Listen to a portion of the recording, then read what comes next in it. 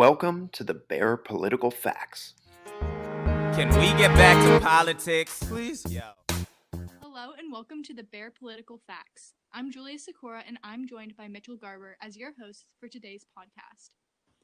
Today, we will be exploring both local and national political news.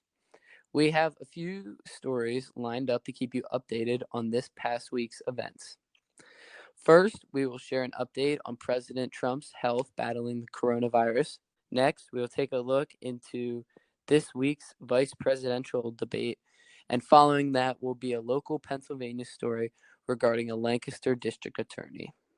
Our first story has to do with the president's health battling with the coronavirus. Last Friday, President Trump announced that he and the First Lady tested positive for the coronavirus, and he was taken to the Walter Reed National Military Medical Center that evening. However, in a new update, he returned after his 3-night stay and even recorded a video update. President Trump noted, "Don't let the virus dominate you. Don't be afraid of it. You're going to beat it." He will continue to undergo treatment at the White House according to his team of doctors. How do you think the president handled the situation and the after effects of it? This case definitely sets an example for the American people. I know the president has been seen without a mask time and time again, so it shows that even the president can catch the virus. However, with his quote, it shows that the president set out to reassure society and that America is prepared to treat the virus and that there is hope. I agree. This story also shows that it is very much real and can affect any one of us. It also puts a lot of pressure on the leaders of today's society to show the general public ways to ensure safety, but also raise awareness that we need to be careful now more than ever in the past. With all due respect, I think that all of America wishes for the president and the First Lady, as well as anyone else affected by the virus, to have a fast recovery.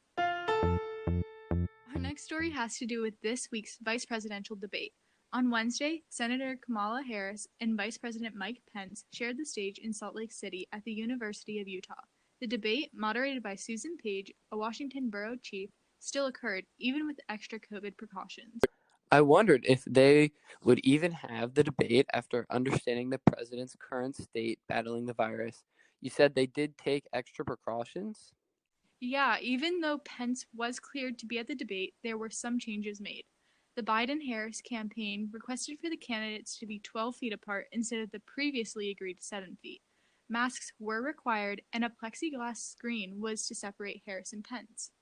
That's good that politicians are setting example for others to take caution when regarding the virus. Definitely. Moving on to the debate itself, the topics of debate include the coronavirus, the economy, jobs, taxes and foreign policy, race in the justice system, and a final question raised by an 8th grader asking about political divisions in the country. There's definitely a difference in handling the debate compared to the first presidential debate in September. I think that this debate was a lot more calm and directed, whereas the presidential debate in September was a lot more random and on the fly. Yeah, I feel like it was a lot less accusatory, and it was definitely more moderated and under control. On the topic of local news, Lance Green was hired as Lancaster's first black district attorney and shared how he sees value not only in his job, but the youth around the city. It's good that Lancaster's promoting diversity, especially in this time with racial movements toward equality today.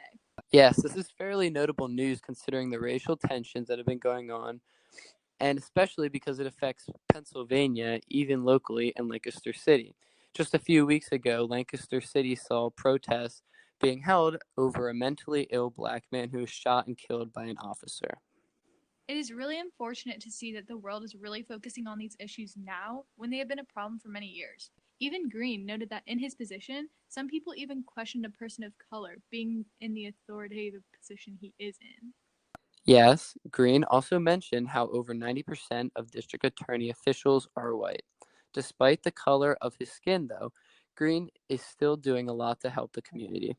He mainly focuses on charged juveniles, but puts services in places to help them become a productive member of society.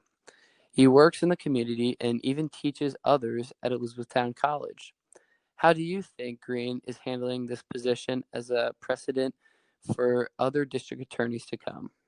Green is a great example for others and represents America's values of equality as well.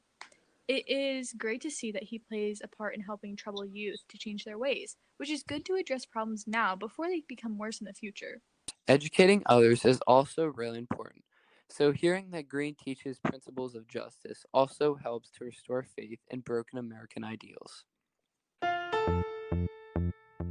Thank you for joining us in this third episode of this season's Fair Political Fact podcast as we discuss both national and local news of this week.